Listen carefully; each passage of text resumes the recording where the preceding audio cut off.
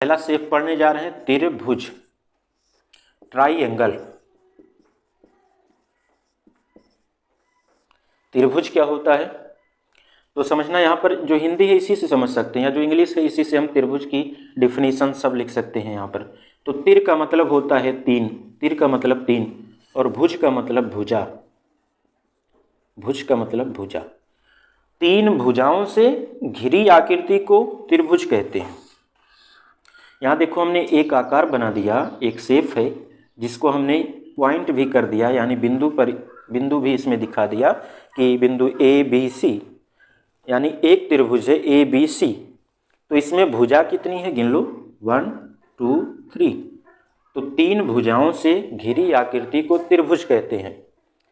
आप इसको ऐसे भी लिख सकते हैं कि तीन भुजाओं से बंद आकृति को त्रिभुज कहते हैं।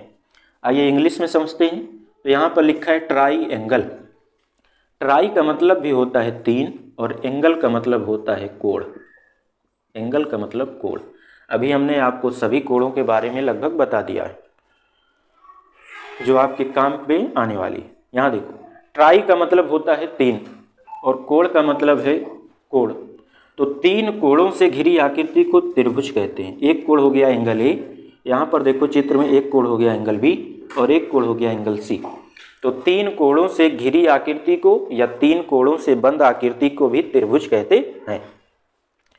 तो हम इसकी लास्ट डिफिनेशन ऐसे लिख सकते हैं कि तीन भुजाओं या तीन कोणों से घिरी आकृति को त्रिभुज कहते हैं।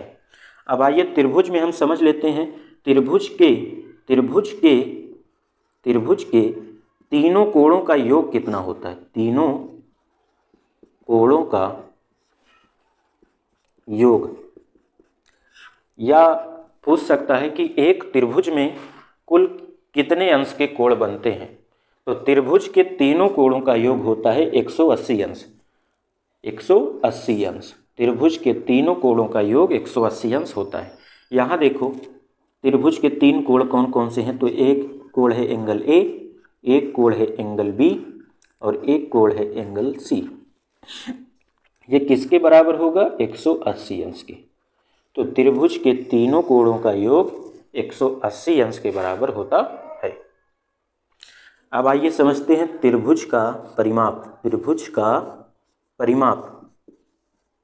परिमाप हम कोई भी आकार हो उसका परिमाप कैसे निकालते हैं। तो परिमाप का मतलब होता है परि, यानी उसके चारों तरफ की, या तीन साइड हो तो तीनों साइड की जो माप है उसी को कहते हैं परिमाप। तो कोई भी आकार हो उसमें जितनी साइड हो उसकी माप ही क्या है, परिमाप है। तो यहाँ पर हम देखने जा रहे हैं पैरामीटर ऑफ ट्राइएंगल, त्रिभुज का परिमाप। तो यहाँ त्रिभुज की साइड कितनी है लिख लो पहले। तो एक साइड है ए बी, प्लस दूसरी साइड है बी सी, प्लस तीसरी साइड है ए सी। हमने क्या किया, परिमाप निकालने के लिए त्रिभुज की सभी साइडों को सम कर दिया, जोड़ दिया। अब त्रिभुज का परिमाप क्या आया, तो त्रिभुज का परिमाप हमसे निकल के आया कि तीनों भुजाओं का योग। अब हम देखते हैं दूसरा आकार। दूसरा आकार हम समझते हैं वर्ग। वर्ग यानी स्क्वायर। वर्ग यानी स्क्वायर। स्क्वायर क्या है, तो स्क्वायर को जानने से पहले हमें समझना पड़ेगा चतुर्भुज। चतुर्भुज, तो स्क्वायर को जानने से पहले हमें समझना पड़ेगा चतुर्भुज। तो चतुर्भुज को समझते हैं। चतुर का मतलब होता है चार। चतुर का मतलब चार, और भुज का मतलब भुजा। भुज का मतलब भुजा। तो चतुर्भुज किसे कहते हैं, चार भुजाओं से घिरी या बंद आकृति को चतुर्भुज कहते हैं। ध्यान से सुनो, चार भुजाओं से घिरी या बंद आकृति को चतुर्भुज कहते हैं। आप इसको चतुर्भुज की डिफिनीशन ऐसे भी बता सकते हैं कि चार कोणों से घिरी आकृति को भी चतुर्भुज कहते हैं। अब आइए समझते हैं वर्ग, जिसकी इंग्लिश होती है स्क्वायर। वर्ग किसे कहते हैं, तो ऐसा चतुर्भुज जिसकी चारों साइड बराबर हो, ऐसा चतुर्भुज जिसकी चारों भुजाएं बराबर हों उसको वर्ग कहते हैं।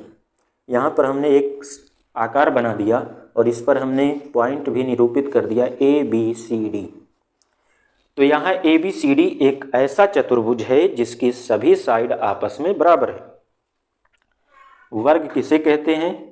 लिख लीजिए आप, ऐसा चतुर्भुज जिसकी सभी भुजाएं बराबर हों, ऐसा चतुर्भुज जिसकी सभी भुजाएं आपस में बराबर हों उसे वर्ग कहते हैं।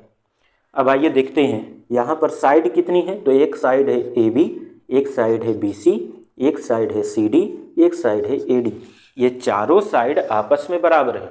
अगर हम AB साइड को अगर हम x मीटर माने, AB साइड को अगर हम x मीटर माने तो BC साइड भी x मीटर होगी, CD भी x मीटर होगी और AD भी x मीटर होगी।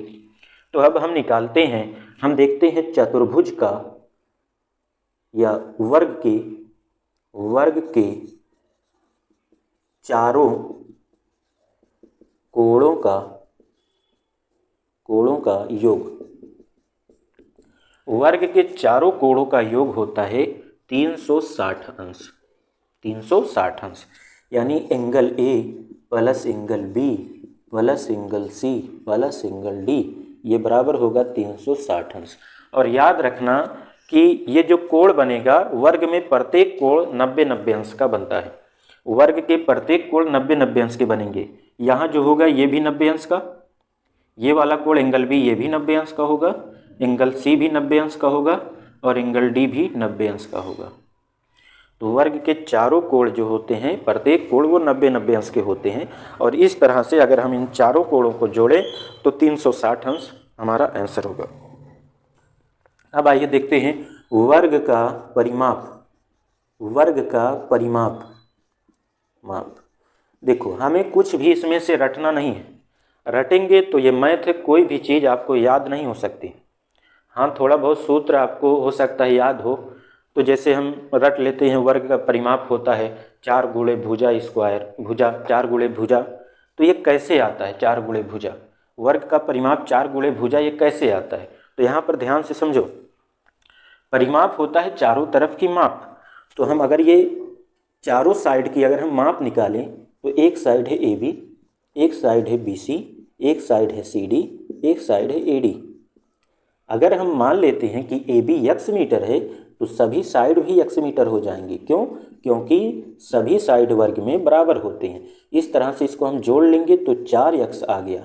अगर हम x यहाँ 4 रहने दें इसको और x को एक भुजा की माप है तो इसको भुजा लिख दे तो वर्ग का परिमाप क्या आया 4 गुणे भुजा। तो वर्ग का परिमाप यहाँ से क्या आया 4 गुणे भुजा। आइए अब देखते हैं हम आयत।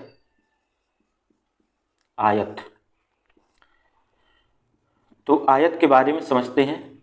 यहाँ पर तीसरा जो शेप है वो हमने लिख दिया आयत, रेक्टेंगल यानी आयत। आयत के बारे में समझते हैं। तो आयत भी एक चतुर्भुज होता है जिसमें आमने सामने की भुजाएं बराबर होती हैं। आमने सामने का कहने का मतलब ये है कि ये एक ऐसा चतुर्भुज होगा जिसमें लंबाई लंबाई के बराबर और चौड़ाई चौड़ाई के बराबर। जैसे यहाँ AB ये बराबर होगा CD और यहाँ AD ये बराबर होगा BC। तो आयत एक ऐसा चतुर्भुज है जिसकी चारों भुजाएं नहीं बराबर होती बल्कि लंबाई लंबाई के बराबर चौड़ाई चौड़ाई के बराबर होती है।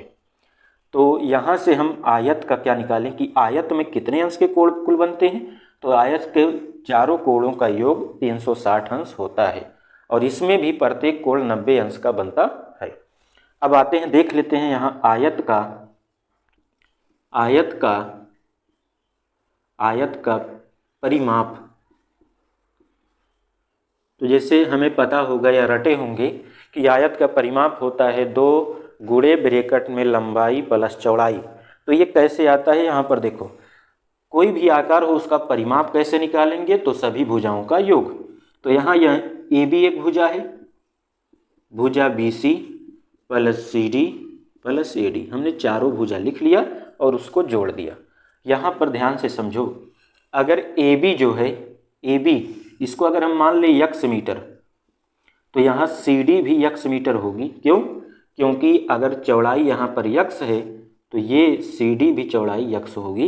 ये आयत की कंडीशन है, क्योंकि आयत में चौड़ाई चौड़ाई के बराबर, लंबाई लंबाई के बराबर। और यहाँ अगर हम इसकी लंबाई माने y, तो ये भी क्या होगी? y। तो कहने का मतलब ये है कि आयत में लंबाई लंबाई के बराबर होगी और चौड़ाई चौड़ाई के बराबर। तो यहाँ ए बी अगर यक्स है तो बी सी वाई है, तो सी डी भी यक्स होगी और ए डी भी वाई होगी। तो यहाँ से हो गया 2x प्लस 2y। तो यहाँ से 2 हम कॉमन कर लें तो ब्रैकेट में बच गया x प्लस वाई। तो यहाँ से आयत का परिमाप क्या आया? 2 गुणे, यहाँ x को अगर हम लंबाई लिख लें और y को चौड़ाई मान लें तो हमारा यहाँ से आंसर क्या आ गया? आयत का परिमाप होता है 2 गुणे लंबाई प्लस चौड़ाई। तो यहाँ तक मेरी फर्स्ट वीडियो थी। आगे